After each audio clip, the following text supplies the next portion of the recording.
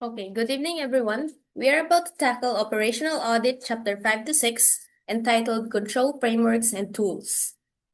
This is presented by the following group members: Corpuz Azalea Jerian C., De Los Santos Arian Lorraine, Cruz Rosalyn, Manzano Christine, and Valenzuela Ashley Yvette. Starting off with the COSO framework. We have two major frameworks, namely ICF and ERM. Sa ICF, meaning Internal Control Framework, dito, nag-focus tayo sa how-to ng internal checks and balances. Sa ERM naman, which means Enterprise Risk Management, this is a broader approach to managing risk across the entire organization's strategy. Meron tayong three objectives or three categories of objectives ng COSO framework, namely operations, reporting, and compliance. Sa operations, this is where we ensure that the business is effective and efficient. Sa reporting naman, this is where we make sure na yung FS and reports are reliable, timely, and transparent. Sa compliance naman, we ensure that the company follows all the applicable laws and regulations. The 5 Professional Association Commission, sponsoring the National Commission on Fraudulent Financial Reporting, is as follows: the Institute of Internal Auditors, or IIA, the American Institute of Certified Public Accountants, or ICPA, the American Accounting Association, or AAA, the Institute of Management Accountants, or IMA, and finally, the Financial Executives Institute. Controls must apply across the entire organization: the entity division, the operating unit, and the function. Sa entity division, dito yung company as a whole. Doon naman sa operating unit, this is where we improve the efficiency, controlling costs, and achieving strategic goals, acting independently while reporting to the overall organizations. Sa functional naman, dito yung day-to-day operations ng business, namely the HR or Human Resources and IT. Next slide, dito natin matatackle yung 17 principles ng COSO framework. Meron tayong 5 components, namely control environment, risk assessment, control activities, information and communication, and monitoring activities. Dito sa control environment, meron tayong 5 principles, namely commitment to integrity and ethical values, or the management must lead by example, demonstrating honesty and high ethical standards. Number 2, the board of directors exercise oversight responsibility, meaning the BOD must be independent of management and actively oversee the internal control system.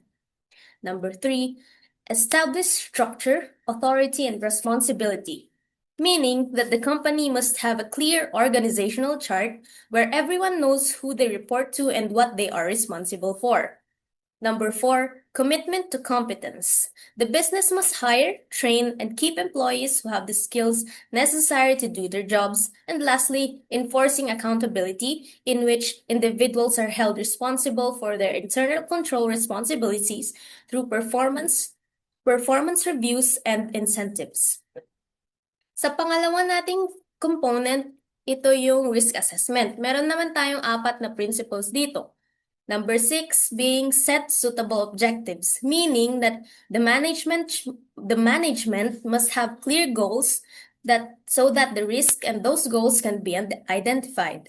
Number 7 being identifying and analyzing risks, meaning na dapat yung risk natin ma-analyze natin from internal risk to external risks. Number 8, assessing risk of fraud, meaning specifically looking for ways people might steal from the company or lie on financial reports. And number 9, identify and analyze significant change, meaning that the company must adapt when things change, such as new technology, new laws, or rapid growth. The third component of the COSO framework is the control activities. Meron naman tayong 3 principles ng control activities, namely number 10, select and develop control activities, meaning we have to implement specific checks like requiring 2 signatures on a large check. Number 11 being selecting and developing IT GCCs. GCCs meaning General Computer Controls. This ensures that technology and data are secure and reliable. Number 12, mobilize through policies and procedures, meaning putting rules in writing so employees know exactly what is expected of them daily. Second to the last component, namely information and communication, we have also 3 principles. 13 being using relevant information, meaning we have to use high quality, accurate data to support the internal control functions. Number 14, communicate internally, meaning we have to ensure that employees understand their roles and that important information flows up, down, and across the company. Number 15, communicating externally, meaning we have to talk outside parties like shareholders or regulators about matters that affect internal controls. Lastly, we have monitoring activities. In monitoring activities, we have 2 principles, namely number 16, conducting ongoing or separate evaluations, meaning we have to regularly check if the controls are still effective. And lastly, number 17, evaluate and communicate deficiencies, meaning if a problem is found, it must be reported to the people in charge so it can be fixed immediately. So yan yung components ng COSO framework na divide into 5, which has 17 principles. Next slide, we have the control environment or the tone at the top. Management must do more than just write a code of ethics. They must model the behavior. If there is a disconnect between talk and the walk, employees will likely emulate the walk. Meaning kasi kapag yung top management natin, hindi niya nagagampanan yung parang yung ethics na pinanghahawakan niya into actions. Usually kasi yung mga employees natin ano lang siya nagre-regard lang siya sa kung ano yung nakikita niya. Not just employees actually, kahit sino naman, mas naniniwala sila sa actions ng isang tao. So if yung top management or yung manager mo, hindi niya nagagampanan yung ethics niya and mas naipapakita niya na parang hindi aligned yung ethics niya kaysa sa actions niya, syempre mas gagayahin ng employees yung actions niya. Next is we have the 5 principles of control environment na nasabi ko na doon sa cube ng COSO framework, yung 5 doon sa control environment. Again, these are the commitment to integrity and ethical values, board of directors oversight, establishing structures and reporting lines and authorities, attracting and retaining competent individuals, and lastly, holding individuals accountable. Next, we have organizational culture and psychology. Good people can do bad things depending on the environment. Ngayon, we have 3 elements or 3 key elements of organizational culture and psychology. Number 1, general relationships between employees and their organizations.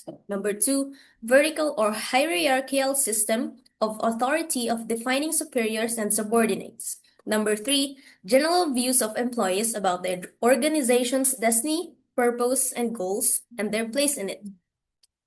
Critical warnings for auditors. We have number 1, form over substance. Number 2, FCPA or Foreign Corrupt Practices Act. And number 3, entity level controls. Yung FCPA, matatakal natin yan later after natin doon sa unethical behaviors that auditors should look out for. Na dito naman sa critical warnings for auditors, form over substance, meaning lang yan is mas napapahalagahan nung auditor yung pagpirma niya kaysa sa pag-check niya doon sa actual na document. Dito naman sa entity level controls, ito lang yung ethical values or principles na pinapalaganap ng top management. Ngayon, let's go to the unethical behaviors auditors should look out for. Number 1, undue emphasis on bottom line performance, meaning na yung management, mas pinahahalagaan nila yung financial performance ng company. Ngayon, kapag masyado silang nakafocus doon sa financial performance, hindi na nila maiisip or hindi nila mapagtutuunan ng pansin kung paano mamimit yung actual na goals na gusto nilang mamit. Number two is high pressure sales tactics. Dito naman yung kapag yung mga manager is pre-pressure nila yung employees na parang gawin mo yung lahat kahit na mapagod ka or kahit hindi ka makatulog, basta may close mo yung deal doon sa high value customer. Dito naman, we have the kickbacks or bribes. Dito na papasok yung Foreign Corrupt Practices Act of 1977. This FCPA 1977 is a reminder that bribery of foreign officials is not just unethical. It is a federal crime with massive financial penalties. Dito naman, we have two key elements. Number one being forbids paying bribes, personal payments, or rewards to government officials. And number two, requiring accounting transparency and reporting and record keeping to verify that illicit payments were not made.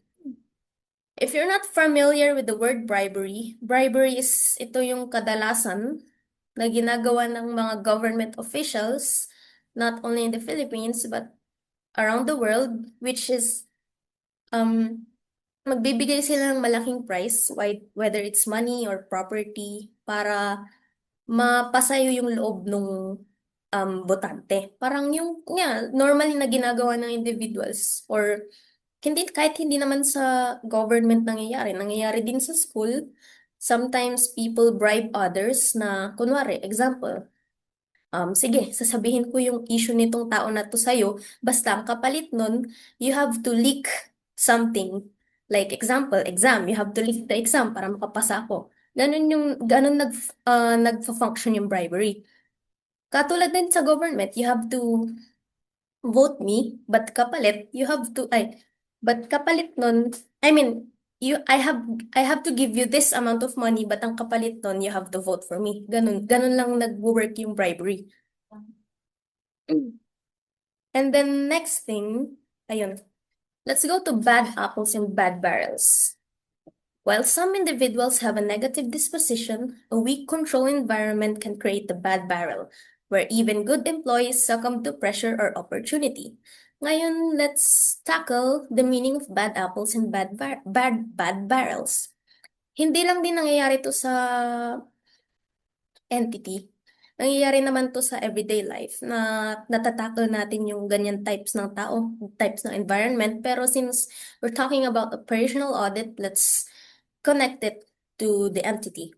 Siyempre, sa entity, meron tayong bad apples. Yung bad apples, nire-represent niyan yung mga employees na hindi masyadong good yung moral, yung pinanghahawakan na values, and then yung bad barrels naman, meaning niyan, ito yung environment na parang toxic siya para sa mga employees. So, ibig sabihin, kapag bad yung barrel mo or bad yung environment mo, and you as a bad apple, syempre mag-influence kayo pareho.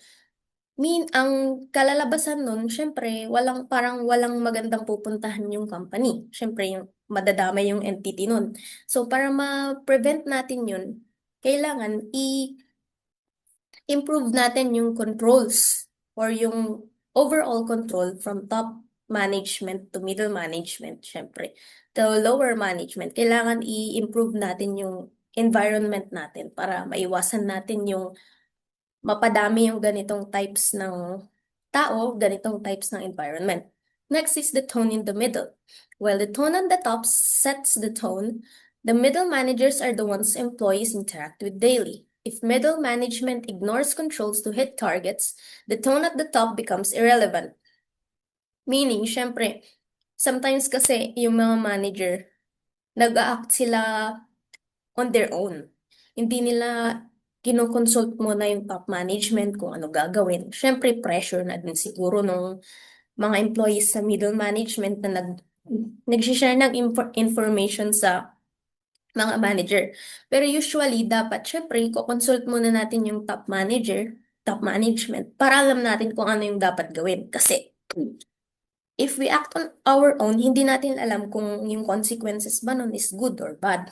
So, kailangan meron tayong knowledge nung mas magagaling sa atin, nasa mga top management. Next slide, we have yan. Yung next slide naman natin, ito lang yung top 10 FCPA fines or yung na-fine ng Foreign Corrupt Practices Act. Pinakamataas dito yung Siemens, which has $800 billion, pero 2008 pa yun. Yung mga nasa baba naman, at I think ito yung mga recent na na-fine ng FCPA kasi nandito yung Pfizer. 60 million yung na-fine sa kanila. So yun, tignan nyo na lang. Next, we have the risk assessment.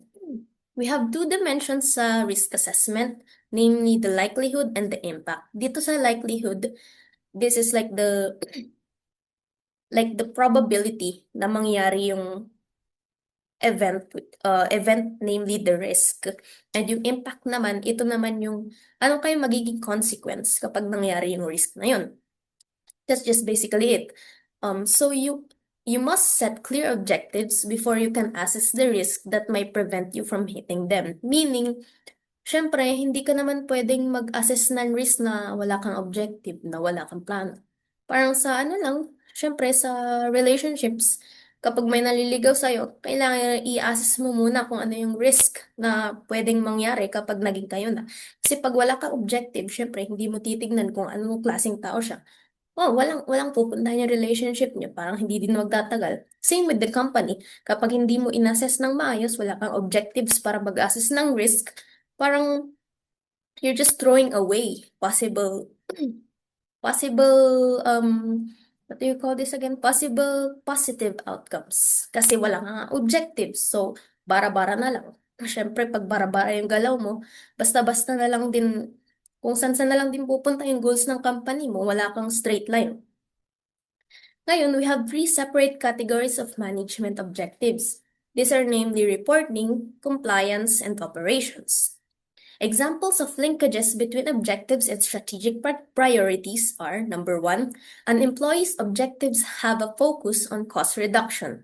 Yung negative impact nito, syempre, parang nabanggit ko na kanina, kapag masyado kang focused sa cost reduction, ang pwedeng maging impact nun, syempre, focus ka masyado sa pagbaba ng cost. Ang pwedeng maging impact nun ay yung quality ng product mo, mababa din. Syempre, magmamatch yun sa kababaan ng cost. Hindi ka makakabili ng quality materials, ganun yung pwedeng maging impact nun. Number two, the sales department performance is measured on sales performance. Syempre, yun nga, sabi ko kanina, pag masyado kang focus sa financial performance ng company, hindi mo na maiisip or hindi mo na maaalala kung paano mo mamimit yung actual goals na sinet mo para sa company. Number three naman, the manufacturing manager's goals are weighed heavily on lowering unit costs. So she increases the production above and beyond projected sales figures. Dito naman, this is actually an example of inventory talk kasi if you increase the production too much, hindi mo iniisip yung kung hanggang saan lang ba yung demand. Siyempre, sobra yung inventory mo nun, parang ang mangyayari dyan, parang lugi ka pa rin kasi di mo rin mabibenta yung sobrang inventory na nagawa mo kasi nag-overproduce ka ng products mo. Ganyan yung pwedeng mangyari dyan kapag if we're talking about number three. Next slide, we have types of risks. Yung meaning nito is actually just parang ano lang, kung ano yung title ng risk, yun lang din yung meaning na naka-apply doon. So I won't be explaining it furtherly na kasi yun lang din naman yung meaning na nakasulat dito. Okay, number one is business and process risks. This includes capacity risk, execution risk, and supply chain disruptions.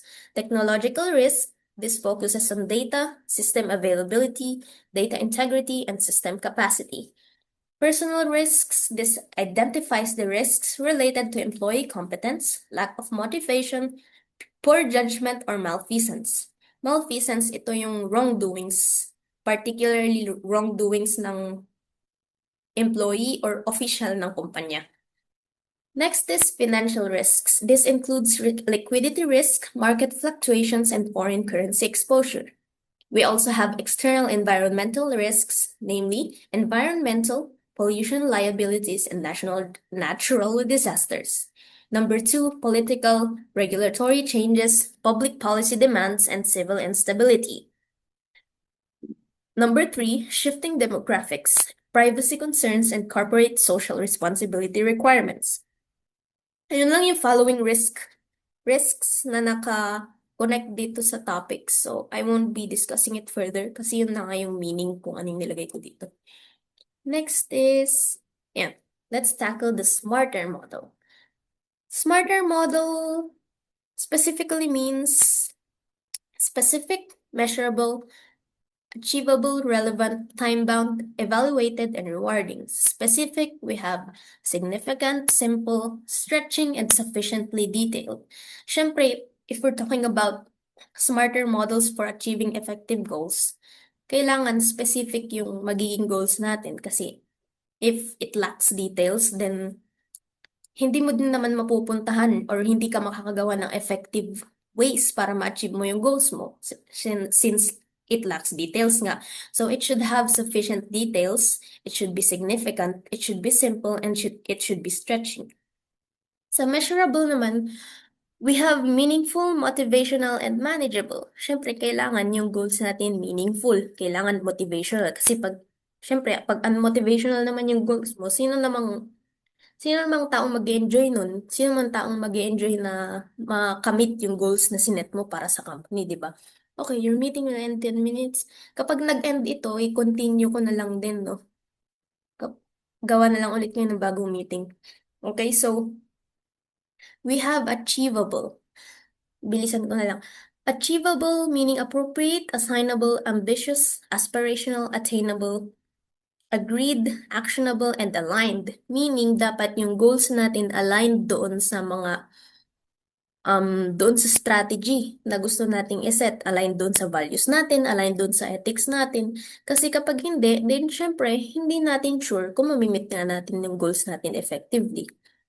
Relevant, kailangan realistic yung goals natin, kailangan resource. Kasi kung unrealistic, kung masyadong parang too good to be true na yung goals na gusto nating makamit, syempre, parang mahirap naman na din mag-set ng strategy kung masyadong too good to be true yung goals na gusto nating ma-achieve. Next is time-bound. Time-bound meaning time, timely, specific, trackable, and tangible. Siyempre, dapat yung goals natin nag-a-align din sa time. Siyempre, hindi pwedeng sobrang haba na ng strategy na sinet natin para makamit yung goals. Maunahan na tayo ng ibang company. Yung ibang company na-meet na nila yung goals nila, tayo nandun pa, wala pa tayo sa kalahati ng strategy natin. Ganun yung meaning na dapat timely yung base-set nating goals. Second to the last, being evaluated, meaning excitable, ethical, engaging, ecological, and enjoyable. Siyempre, kapag hindi enjoyable yung strategy na sinet natin, wala ding employee na parang mabuboost yung excitement niya para ma-achieve yung goals natin.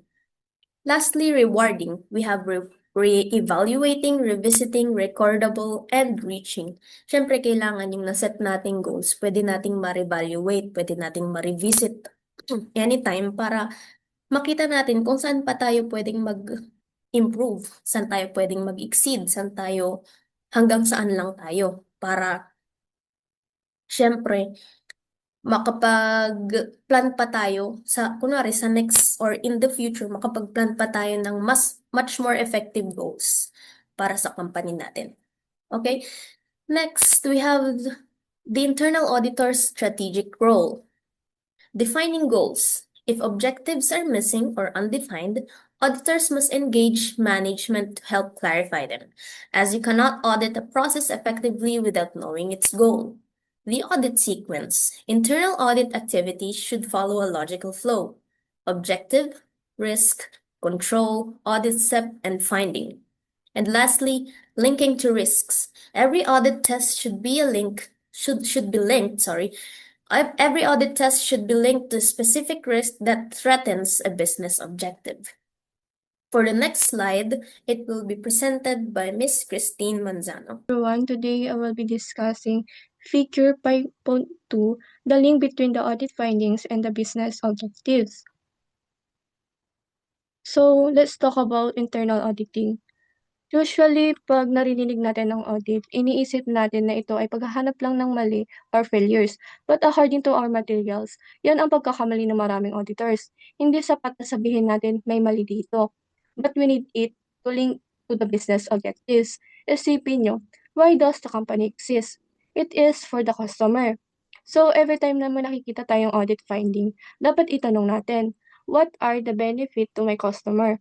And what are the benefits to the organization, and what emotional and financial benefits will I enjoy. Kasi if we don't connect the dots, management won't see the value of our report. Kumbaga sa exam, hindi lang basta mali ka. Dapat alam mo rin kung bakit mahalaga na makuha mo yung tamang sagot para sa future mo. So, moving on sa medyo masakit na bulsa na topic, fraud. Alam nyo ba na according sa Association of Certified Fraud Examiner estimate na may 5% ng revenue ng mga kumpanya ay nawawala dahil sa fraud. Ang laki ng pera niyan guys Ang median loss ay nasa $140,000 at ang malala is inaabot pa ng 18 months bago ito malaman. Imagine, mahigit isang taon na silang ninanakawan, hindi pa nila alam. Kaya under IIA standards, kailangan ng mga internal auditors ay may sapat na kaalaman to evaluate fraud risk. Hindi naman tayo kailangan maging kasing galing na isang professional investigator, pero dapat matunog ang pang-amoy natin pagdating sa risk sa accounting, sales at lalo na sa upper management. Kasi sila ang may power na gumagawa ng pinakamalaking damage. So next is assessing risk in operation management. So, paano ba natin i-assess ang risk sa operation? Hindi to hula-hula. We ask the right example. Ito yung mga question is, what constitutes failure? What liquid asset are susceptible to loss? What must go right for this operation to succeed? Where are the people and processes vulnerable? What decision require the most judgment? So, for example, ano ba yung kailangan mangyari para maging successful itong operation? Or anong mga asset ang madaling manakaw like cash or PII, personal identifiable information? As auditor, will look for the weakest link. Tinatanong din natin kung aling mga decision ang nakadepende lang sa judgment ng isang tao. Bakit? Kasi kung saan may judgment, doon may dalas na may butas para sa error of fraud. It is all about raising awareness. Minsan sa pagtatanong pa lang natin, nare-realize na ng management na, oo nga, no, vulnerable pala kami dito. So ngayon is, punta tayo sa control activities. Ang motto dito is, done once, done right. Ang controls ay yung mga policies at procedure na nilalagay natin para mabawasan ang risk. May tatlong klase ito. Yung una is manual. So ano nga ba ang manual? Ito yung mga physical locks or pagpirma sa papel. Yung second naman is automated. Ito yung mismong system na ang gumagawa ng checking. At yung pangatlo naman, which is most common, is the hybrid. Halimbawa, ang system ay maglalabas ng exception report, automated yon. Pero kailangan pa rin ng tao na i-review at i-resolve ang mga items na nandoon. Ito naman yung manual. So, ang problema lang, kahit may report na, minsan tinatambak lang ng tao. So, aanihin ang report kung hindi naman resolbahin ng discrepancy, di ba? So, next is categories of internal controls. Ito ang bread and butter ng internal audit. We categorize controls into four. Yung una is preventive. Yung preventive, ito ang pinaka-ideal. Pinipili lang ang mali bago pa mangyari. Parang password sa phone mo para hindi mabuksan ng iba. Yung pangalawa is detective. Ito yung nangyari na ang mali, pero mahuhuli natin. Ito naman is, example is, bank reconciliation o CCTV. Yung pangatlo is directive. Ito yung mga training of policies na sinasabi sa employees na ito ang dapat yung gawin. Tapos yung panghuli is mitigating and compensating. Ginagamit ito pag hindi natin kaya mag-preventive. For example, sa maliit na opisina, may isang tao lang ang bumibili at nagbabayad. So, risky, di ba? So, ang mitigating control ay dapat may supervisory review galing sa manager para mabantayan ang mga transaction. Mas okay sana ang preventive, pero pag hindi kaya, dapat may mitigate tayo. So, pakitignan na lang po yung example sa internal controls kasi hindi ko na po i-explain. So, next tayo sa slide. Why control fails? So, Bakit nga ba pumapalya ang mga controls kahit ang ganda ng design? Simple lang. Ang tao kasi ang gumagawa. Nung first is inadequate knowledge. Minsan, hindi naman sinasadya ng employee. Hindi lang talaga siya natuturuan ng maayos. Yung second is sabotage.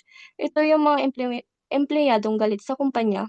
Baka feeling nila naaagrabyado sila, kaya nandadaya sila mag-skip ng control. And lastly is emotional and physical reason. Ito yung parang pagod ka na, puyat or stress. So, pag pagod ang tao, nawawala ang attention to data. Kahit gaano pa kaganda yung policy mo, kung yung tao mag-e-execute ay burnout na, so magkakaroon pa rin ng error. So, finding the balance, risk versus control. Huwag din tayo maging control freak. So, look at the table, 5.5. Kapag sobrang konti ng controls, excessive risk, baka magka-iskandalo ang kumpanya, manakawan tayo, magkagulo. Pero kapag sobrang dami namang controls, excessive controls, ang tawag naman dyan ay bureaucracy. Babagal ang trabaho, mawawala ang productivity at mangiinis ang employees dahil ang daming perma na kailangan para sa maliit na bagay. Ang trabaho nating auditors ay tulungan ang management na maghanap yung sweet spot or equilibrium, yung protektado ang kumpanya pero nagtatrabaho pa rin ng mabilis ang lahat. Next, the information and communication. Punta naman tayo sa pang-apat na component ng COSO. Hindi sapat na may controls tayo. Kailangan mag-usap-usap tayo. Ang information dapat flowing mula sa top management pababa, top down, mula sa employees pataas para sa feedback bottom up, at pati yung laterals o yung usapang pagitan ng magkakaibang departments. So sabi nga ni Bruce Berger, may 3 levels ito. Ito yung interpersonal o face-to-face. Yung pangalawa is group level. So ito yung para sa mga teams. Yung pangatlo naman is organizational level para sa vision at mission ng kumpanya. So ngayon mas malaki ang role. So ngayon malaki rin ang role ng social media sa internal communication. Dapat adaptive din tayo sa technology. So the importance of quality information. So quality over quantity. Pagdating sa information, simula 1990, sumabog ang volume ng data. And with it comes risks like hacking at accidental disclosure. Kaya kailangan ng isang access control at encryption at isang malaking risk din yung suppress information. Kapag hindi nakakarating ang bad news sa management, parang tatrabaho sila sa vacuum. So, halimbawa is, may reklamo na pala ang mga customer tungkol sa fraud, pero hindi nire-report ng staff. Malalaman lang ng management pag huli na ang lahat. Kaya napaka-importante ng information ay dapat free-flowing, accurate, at protective.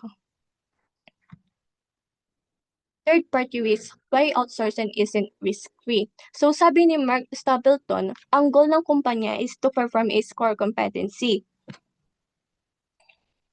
Kumbaga, kung magaling ka mag-bake ka lang. Wag mo na problemahin yung IT or HR. Diyan pumapasok ang third-party providers. Mas mura kasi at mas expert sila. Pero wag ka papasiguro kasi ang outsourcing creates 3 big risk. Yung una is operational risk. Yung tipong nagka-error kasi hindi nilagay ang requirements mo. Yung pangalawa is strategic risk. Ito yung delikado kasi manakaw ang intellectual property mo or bigla sila magtaas ng presyo dahil lock-in ka na sa kanila. At huli is composite risk is ito yung nakakatakot kasi sobrang tagal mo ng outsource, nakalimutan mo na kung paano gawin yung process na yun lang mag-isa. Nawalan ka ng back office capability.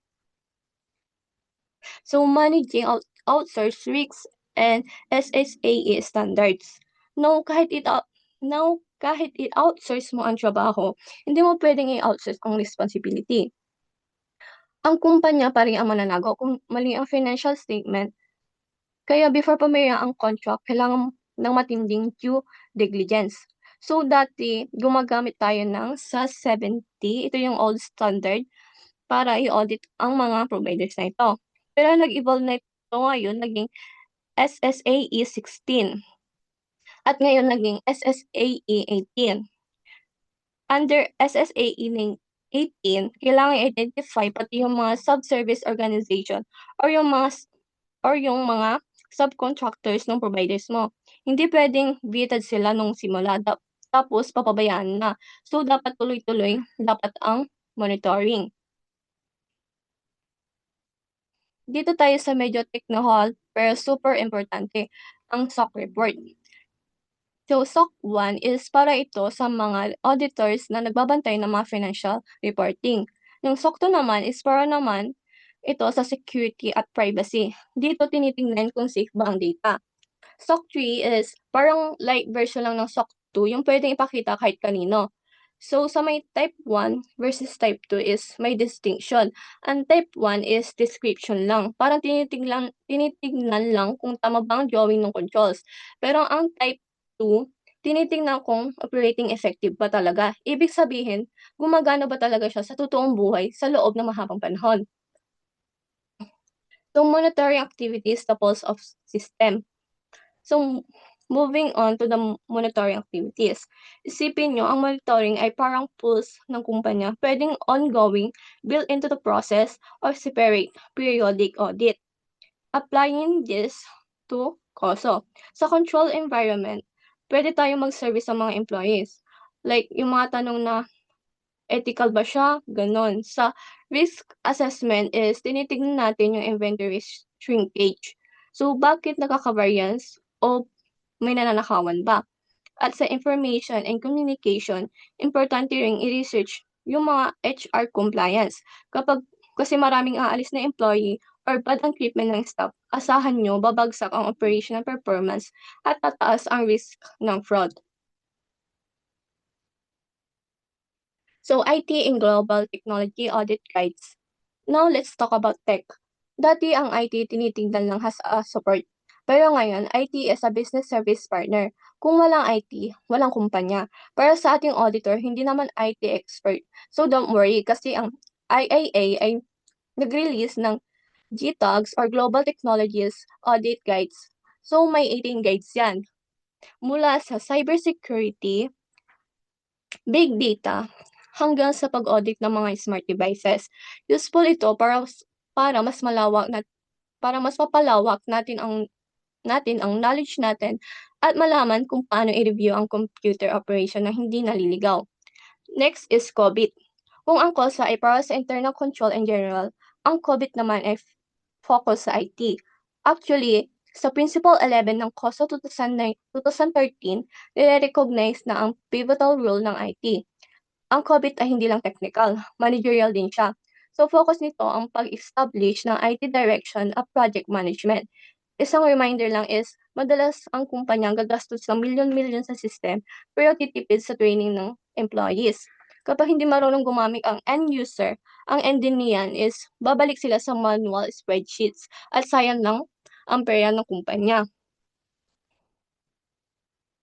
So, let's dive deep into ISO. Siguro naman pamilya kayo sa term na ito, di ba? Pero ano nga ba ang ISO?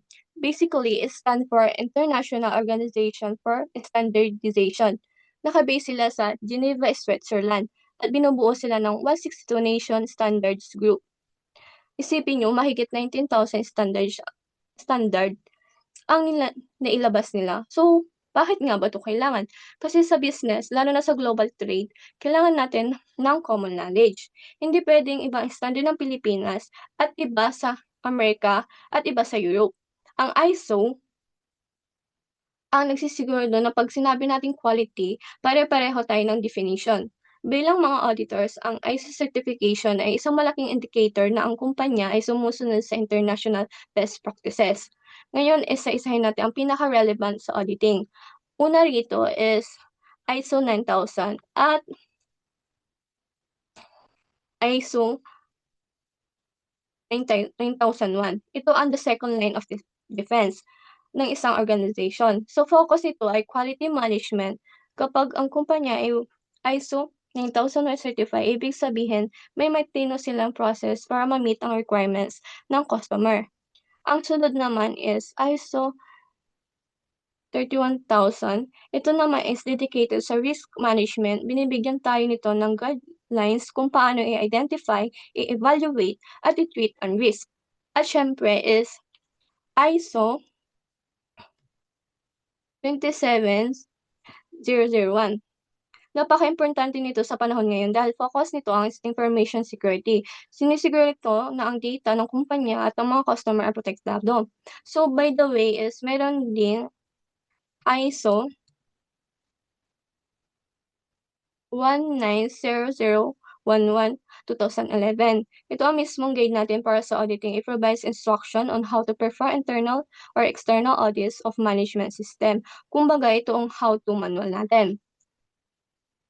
So, hindi lang yan, maraming pang ibang ISO na kailangan malaman ng isang auditor. Halimbawa, ang ISO 17799 extension, ito na information security na mas specific sa asset management at access control. Dito tinitingnan kung sino ang pwedeng pumasok sa server rooms o gumamit ng system accounts. So, punta naman tayo sa environment, ang ISO 14,000. Ginagamit ito ng mga kumpanya para masiguro na hindi sila nakakasira ng kalikasan.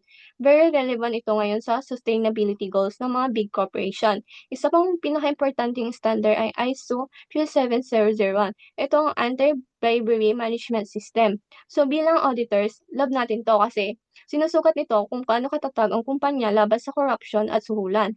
So lastly, pati simple things like ISO 3166 or yung country code standards din. So, para sa logistic at global databases, kailangan pare-pareho ang codes natin para walang kalituhan. So, in short, ang ISO ay nagbibigay ng structure sa COSO framework, especially sa information and communication component. Kapag ISO compliant ang kumpanya, mas madali para sa atin na mag-audit dahil alam natin may sinusunod silang world-class framework. So, ngayong tapos na tayo sa ISO, pakitanong nyo, kung may ISO na na tayo for security and quality. So, kailangan pa ba natin ng iba? Ang sagot is yes. Isipin nyo ito ng ganito. Ang ISO ang nagsasabi sa atin ng ang kailangan na ma-achieve para maging world class.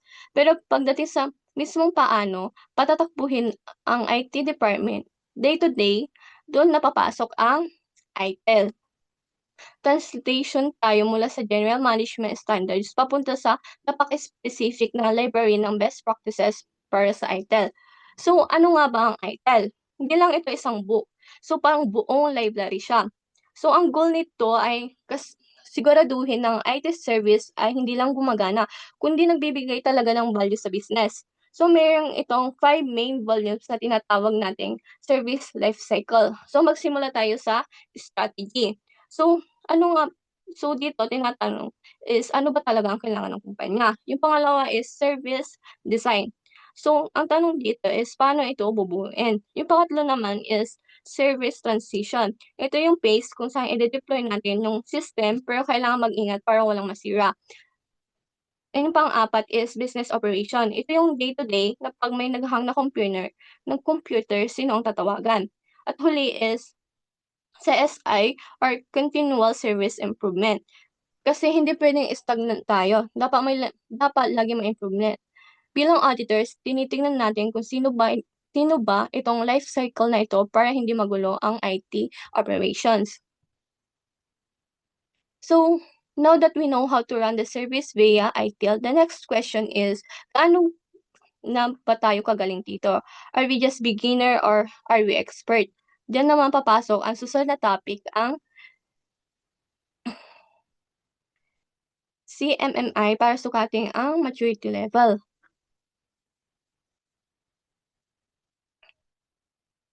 Ngayon pag-usapan natin ang CMMI. Para itong maturity test para sa kumpanya. Meron itong 5 levels. Ang i-discuss ko lang is magmula una, gitna hanggang huli. Sa level 1, ito yung initial. Para kayong nasa panic mode, reactive lang, kung anong mangyari doon lang kikilos. Sa pagdating sa level 3, define, dito na nagkakaroon ng standard na may documentation na at alam na ng lahat ang gagawin. So, sa panghuli is the level 5, yung optimize. Dito, hindi ka lang basta sumusunod sa rules, kundi lagi naghahanap ng paraan para mas mapaganda ang process through innovation and automation. As auditors, tinitingnan natin kung saan ang kumpanya sa skill na ito para malaman natin kung gaano ka reliable ang mga outputs nila. So, moving on to the bigger picture. Paano ba ito kumukonekta sa business planning? Ang business planning ay isa sa pinakaimportante pero madalas insufficient sa maraming kumpanya. So, ano nga ba ang resulta nun? Ang resulta nun is waste, efficiency at maraming unpleasant surprises. So, ang KOSO at COVID frameworks ay hindi lang auditor tools. In fact, dapat ang managers ang gumagamit nito as a roadmap para sa decision making.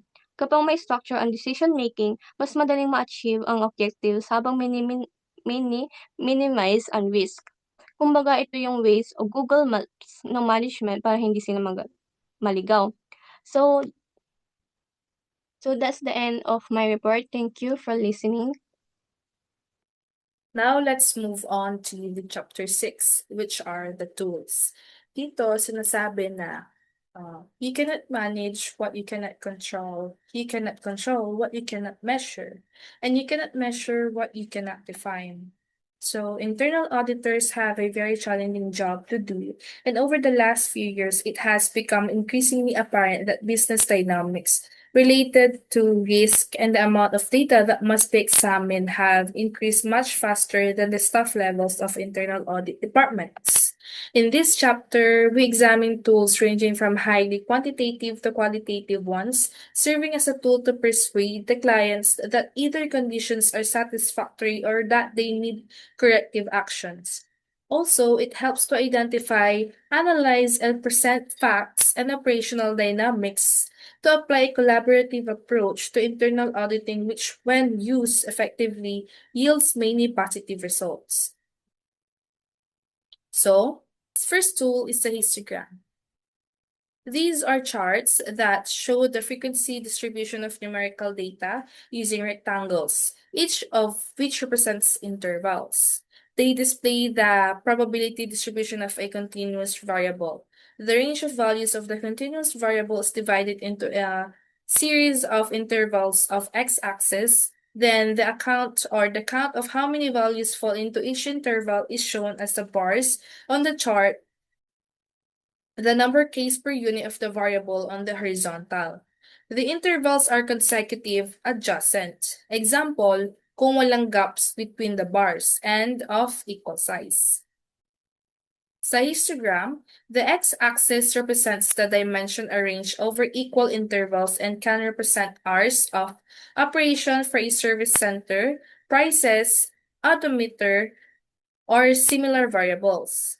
Yung y-axis naman represents the quantity, frequency, or the metric being plotted against the interval. This could be the number of properties, visitors, vehicles, poles, or etc.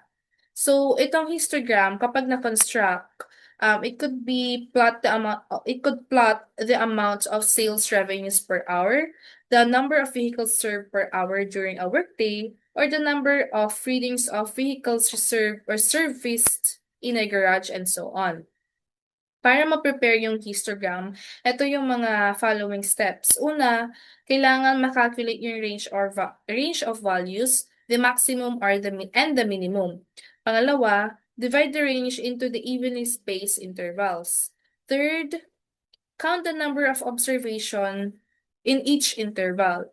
Fourth, create the bars where the height represents the count in each interval. Fifth, the y-axis represents the number of items fitting into each category. So by observing the pattern of histogram, internal auditors can get an enhanced understanding on the data plotted.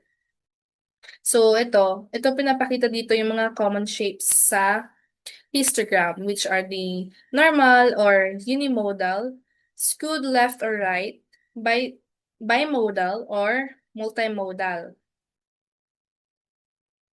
Let's move on to the control chart. A specialized graphical tool used by internal auditors and process owners to monitor how a process changes over time and to determine if it remains in a state of statistical control. It consists of central line representing the average or target value, flanked by upper and lower control limits typically set at 3 standard deviation from the mean to indicate thresholds where output by considered statistically unlikely are out of bounds. So by plotting data in chronological order, auditors can identify patterns, trends, and anomalies that suggest resources or sources of variation, such as the errors or process drifts, allowing them to predict future performance and provide management with measurable data on control strengths and weaknesses. Next is the Pareto chart. This is also known as the 80-20 rule. Posits of in many events, approximately 80% of the effects are caused by 20% of the causes. This principle essentially means that there is a concentration of sources that the internal auditors should identify for best results. Dito sa Pareto diagram, these are designed to organize the data and can be used to prioritize improvement effort by focusing on the major root causes of problems under review. The focus is to focus on the root causes and look for the effect relationships. So dito sa components ay the bars or the left y-axis, these represent the frequency of errors at each location. Notice that they are arranged in descending order from left to right. This immediately tells that the audience where the biggest problems are. Next, yung itong line na to ay yung right y-axis. This is the cumulative percentage. It shows the running total of errors as you move across the locations. And lastly, yung x-axis, which categorizes the data by location, yung Dallas, your Portland, etc. Let's move on to the fishbone diagram. Internal auditors often struggle to identify root causes because they are stuck in a binary mindset. This approach, simply checking if a rule was followed and reporting a finding if it wasn't, works for basic compliance and financial reporting where guidelines are black and white. However, it fails when applied to complex operational issues like declining profit margins, poor customer service, or delivery delays. The author advocates for the use of the fishbone diagram. This tool allows auditors to move beyond surface-level symptoms and pinpoint the actual drivers of a problem. By shifting away from vague recommendations and focusing on these underlying causes, auditors can suggest remedies that actually prevent issues from recurring. And when searching for the root cause of issues, auditors are effectively searching for the source of variations, which are often grouped into categories, but the following 6 categories are often used. So first is people or the individuals involved in the process. Next is the method. This is how the process is performed and the requirements for doing it. These may include the policies, procedures, regulations, laws, and rules. Third is the machines. Any piece of machinery, computers, tools, or equipment required to perform the work. Next is the materials. These are the inputs used to produce the product. This may include the raw materials, parts, semi-finished goods, and paper. Fifth is the measurements. Data used to evaluate the quality of the process. And lastly is the environment. The conditions in which the process or activities are performed. So these only present major categories that cause variation, and other categories can be used as well. The name fishbone diagram is due to its shape, which is similar to the side view of a fish skeleton. So to construct a fishbone diagram for root cause analysis, you should follow this structured approach. So the head of the fish, nire-represent ito yung mga specific condition or issue na na-identify during the audit. Yung large arrow points toward the backbone of the fish, representing yung mga major categories of issues.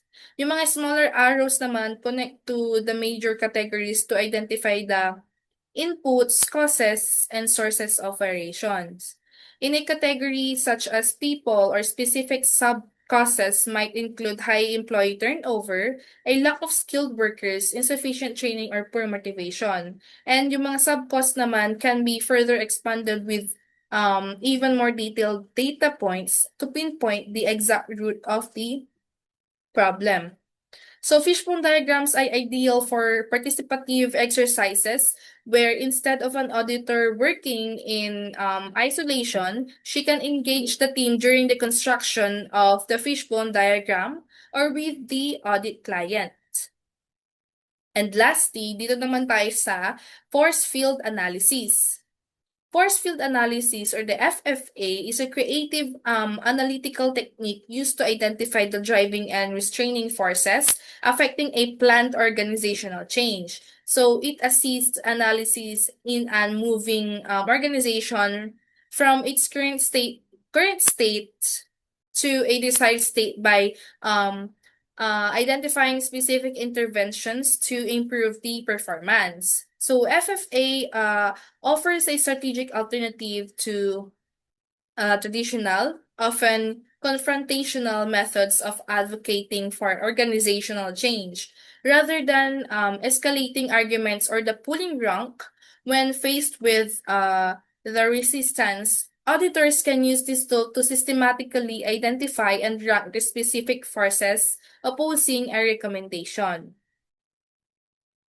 So, this helps the team members to view each case as two sets of setting factors. It can be used to study existing problems or to anticipate and plan more effectively for implementing the change. To carry out force field analysis, these are the following steps. First is the list of all forces. For change in one column, and all forces against change in other column. And the assigned score to each force from 1, which is the weak, or to 5, which are the strongest. And then you can draw the diagram showing the forces for, against, and the size of the forces.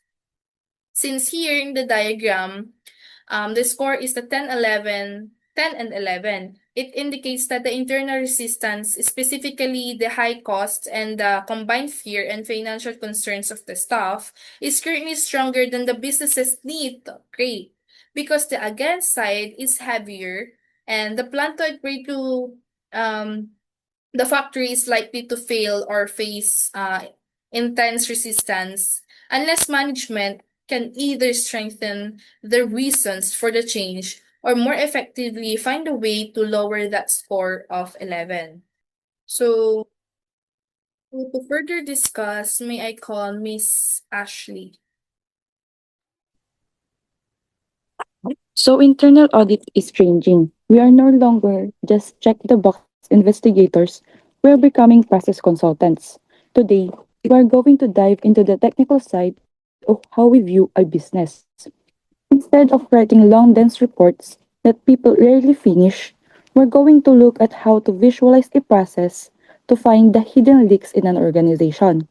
We will cover how to map a process, how to measure its heartbeat using takt time, and how to identify the 8 specific areas of waste that cost companies millions. So let's get started.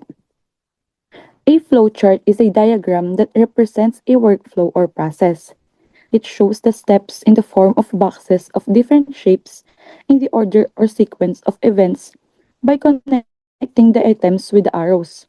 Flowcharts are used to design, document, manage, and analyze a program or process in virtually any field by presenting the process flow in visual form. So, think of a flowchart as a GPS for a business process. Nakalagay sa textbook natin yung about sa narrative. So, a narrative is a written text, is a written description. Pwede yun mag-range from 20 to 30 pages, so mahaba siya.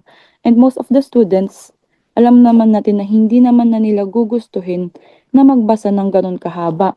So with the use of flowchart, mas napapadali siya kasi multidimensional compared sa narrative which is linear.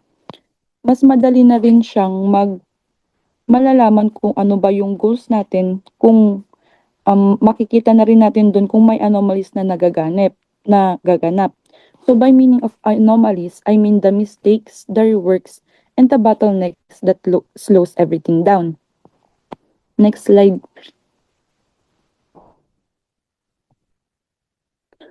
So next is why use process follow maps.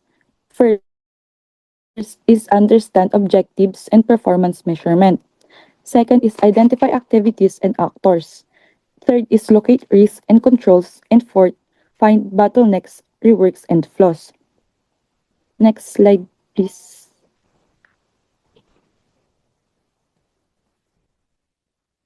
So ito yung next, yan. So ito yung symbols and yung gamit ng mga sa flowchart natin. First is yung oval. Oval, we use ovals for the beginning and end.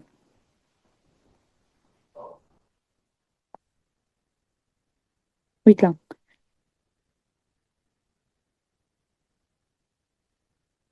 So ito yung mga symbols na gamit natin for the flowchart. To be effective, we need a universal language. First is we use ovals for the beginning and end. Rectangles represent the doing or the work steps. But the most important symbol is yung diamond. Yung diamond kasi ginagamit siya for decision making. In audit, diamonds are where the risk lives. This is where a human or a system has to choose yes or no. If they choose wrong, the process fails. A professional flowchart should always flow left to right or top to bottom with no loose ends. So every arrow must lead somewhere. Dito nagagamit yung arrow. So ang function niya is a line connecting that shows relationships between the representative shapes. Next slide. So ito yung mga benefits and challenges ng flowcharts. Yung first na benefits is a teaching tool. Second is a managerial tool. Third, errors may pop up. Fourth, flexible. Fifth, worth 1,000 words. Sixth is easy to review. And lastly, useful in discussions. Ito naman yung challenges ng paggamit ng flowcharts. Maybe too detailed if the area is complex, can take a long time to prepare. User must learn symbols. Next slide, please. So this is one of the example of cross-functional flowchart. The most powerful tool is the cross-functional flowchart, often called swim lanes. Each lane represents a person or a department. This is where we spot the silent killers of efficiency, the handoff. So every time an arrow crosses a line from one lane to another, there is a risk. Information gets lost, files sit in boxes, and accountability gets blurred. We use this to see if there is a proper segregation of duties. If one person has too many steps in their lane without an arrow crossing to a supervisor for review, we found a control weakness. Next slide, please. So ito naman yung comparison ng as is sa to be. So yung as is the current state of a process or what is currently happening. To create an as is map, you gather information about the current process and document it. This includes all the steps involved and how long each step takes.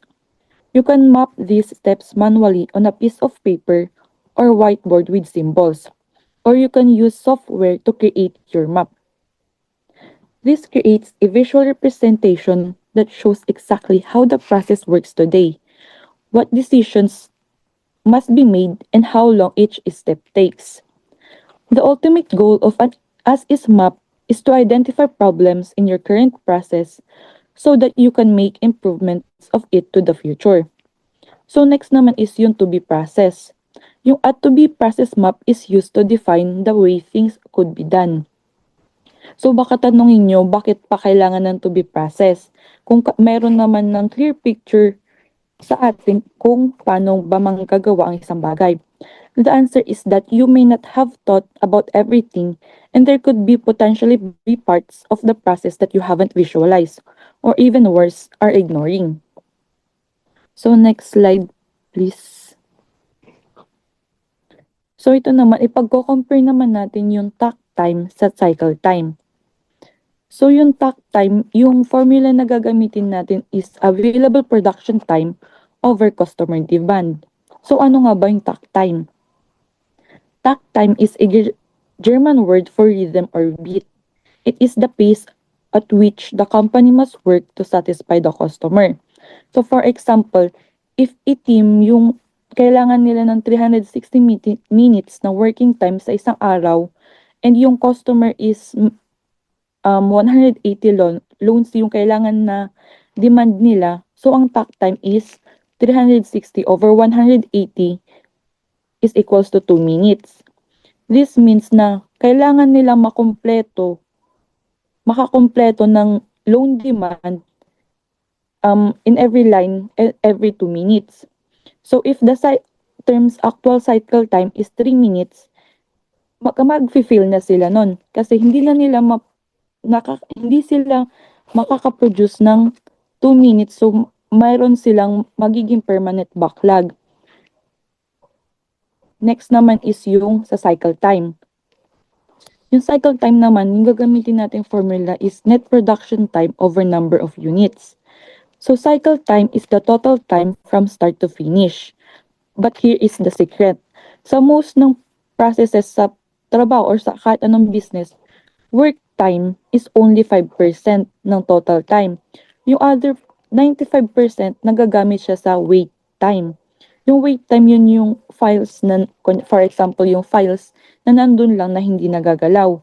Or yung kailangan mo mag-antay ng replies from the clients or from the customers or suppliers. So as auditors, we don't just want people to work faster. We want to eliminate the waiting time. So igamitin pa natin yung example na pag yung loan application takes 5 days para ma-approve but only 2 hours of actual work, our job is to find out what happened during those other 4 days and 22 hours. So next slide. So ito naman yung 8 areas of waste ng internal audit. Meron siyang acronym na gagamitin natin, which is downtime. First is yung defects. Yung defects is ito yung information or products that are incomplete or inaccurate requiring rework. So ano nga ba yung rework loop? Yung rework loop is every time a file is sent back for a missing signature, you have double the labor cost for one output. So next is yung overproduction. Yung overproduction naman is making more than is needed or making it faster than the next process can handle.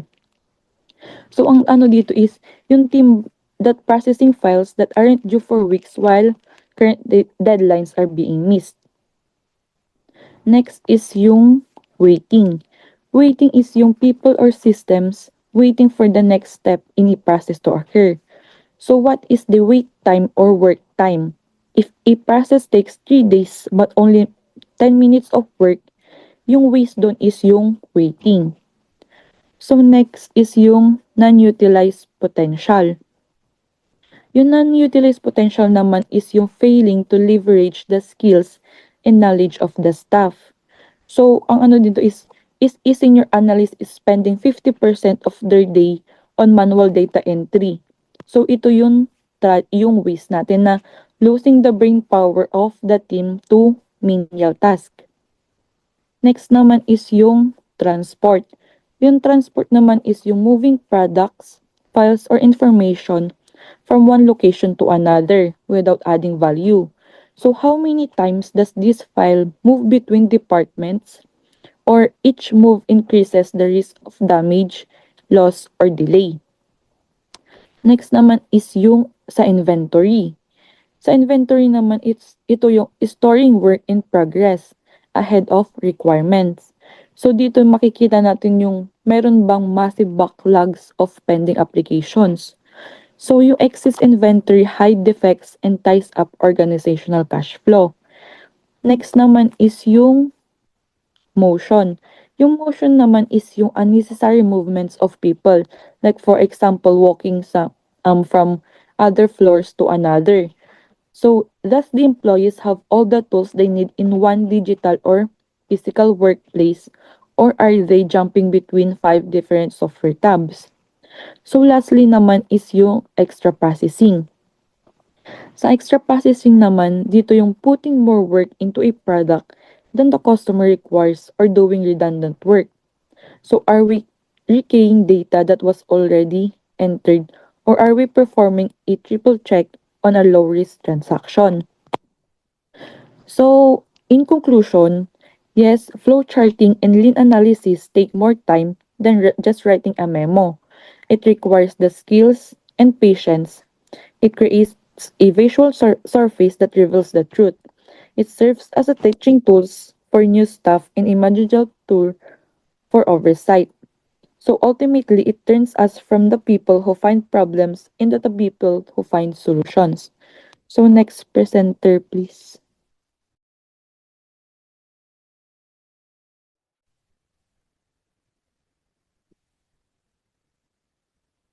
Ayun. So next is magda-diagnose and discover na tayo. Isolate variance and the operational ecosystem before field testing begins. First is enhanced check sheets. It evolved basic tally sheets into diagnostic tools with minimal extra effort by adding variables like operator or shift to a standard error tracker. Auditors can isolate this disproportionate sources of failure instantly rather than just recording all defect volume. It categorizes error by day, shift, and operator. This can statistically reveal that a shift operator accounts for disproportionate amounts of errors, facilitating a targeted investigation into the cause. Next ay scatter diagrams. Objectively test cause and effect relationships without assuming causation. It is also sometimes called a scatter plot or an XY graph. It is a visual tool used for analyzing pairs of numerical data to identify the relationship or correlation between two variables. So sa direction niya, yung elements of relationship sa direction, a relationship is positive if both variables increase together, and it is negative and inverse if one increases while the other decreases. Sa intensity naman, this refers to the strength of the relationship, often measured by a correlation coefficient. The closer the data points resemble a straight line, the stronger the relationship. Internal auditors use scatter diagrams to find root causes and provide predictive insights. Example, an auditor might plot production volume against number of errors to objectively determine if increasing production leads to a proportional increase in mistakes, indicating a process that lacks scalability. Next is CPOC map, the ultimate panoramic lens to establish review boundaries, identify all relevant elements of a process before field work. So yung CPOC stands for the five na yung suppliers, input, processes, outputs, and customers. Yung suppliers is who provides the input, while the inputs is what material or information is required. Sa process naman, high-level breakdown of the work, and the outputs, what does the program produce, and the customer is the one who receives the outputs. Next slide, please. So, sa phase 2, mag-organize and align na tayo. It is structure the physical environment and clarify stakeholder roles to drive efficiency and eliminate blame. So, the 5S methodology is a workplace organization method derived from 5 Japanese words that describe how to clear, organize, and maintain a workspace for efficiency and effectiveness. The 5 elements are Seiri, Seiton, Seiso, Seiketsu, and Shitsuke.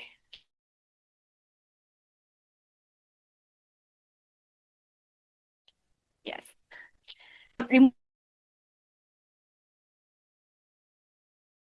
Sa Seiton, remove Seiton systematically arrange necessary items to prevent lost time.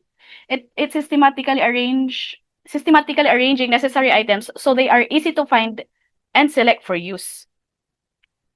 Sa SEISO, maintain equipment and workspace to prevent deterioration, maintaining high standards of organization at all times to eliminate variability. Sa Shitsuke, creating a culture of compliance where behaviors become ingrained and automatic, often supported by regular audits. Applying the 5S, free up floor space, improve the flow of materials, and reduce time wasted searching items. Sa RASI diagram naman, it segregate duties to cure the blame game. So, para malaman natin kung sino dito yung responsible, accountable, consulted, at informed. Sa response, so it is used to provide clarity around the task to be performed and the specific roles of various parties involved. It also helps prevent poor coordination, confusion, and redundancies by clearly documenting the segregation of activities rather. The acronym stands for responsible, which is the person who performs the work to achieve the task. The accountable is the individual ultimately responsible for the success of the task and who must approve the work. There must be only one accountable person per task. Sa consulted is the subject matter experts whose opinions are sought through two-way communication. Sa informed naman ay yung people who are kept up to date on progress through one-way communication. COVID-5 utilizes RASI charts within its process model to advocate for the assignment of responsibilities to board members and management. For example, the employee may be responsible and accountable for documenting expenses, while accounting is accountable for final payment. Sa Zone 3, which is yung communications matrix, it is to prevent auditee pushback by formalizing engagement. Every plan must define 6 elements. So while communication plan identifies key elements to ensure messages are received and understood, a communication matrix is used to summarize and facilitate this plan. It identifies specific details for communication activities during a project, including a communication type, description, delivery method, frequency, participants, responsible party, and deliverables. For example, it might outline that a project team meeting occurs weekly, is face-to-face, and results in an agenda in minutes. This proactive approach minimizes complaints and confusion regarding being left out of important updates. It also answers the what, when, where, who, how, and why of the meeting. Next slide.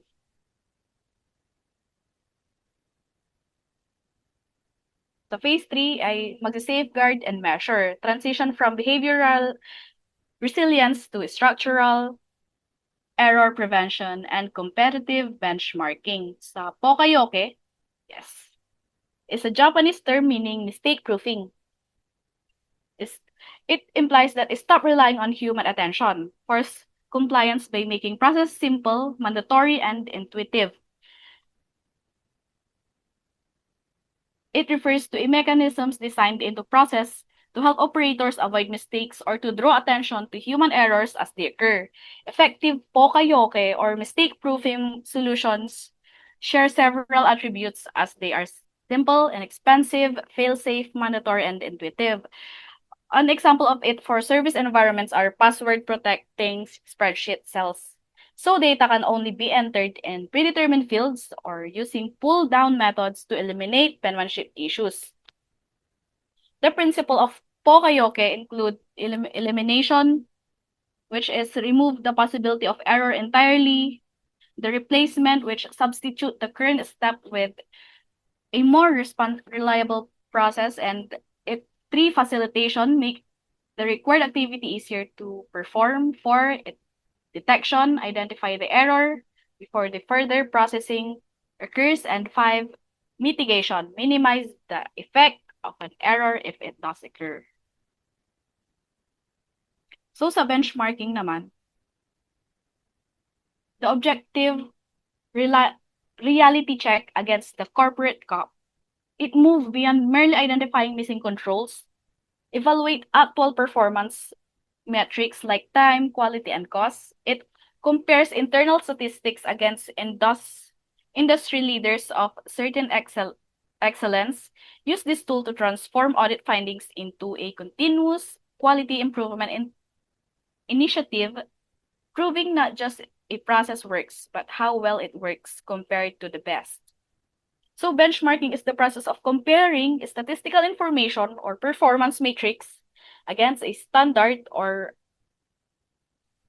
against other organizations. It is a powerful tool for determining if an entity is performing at an acceptable level and identifying the best practices that lead to superior performance.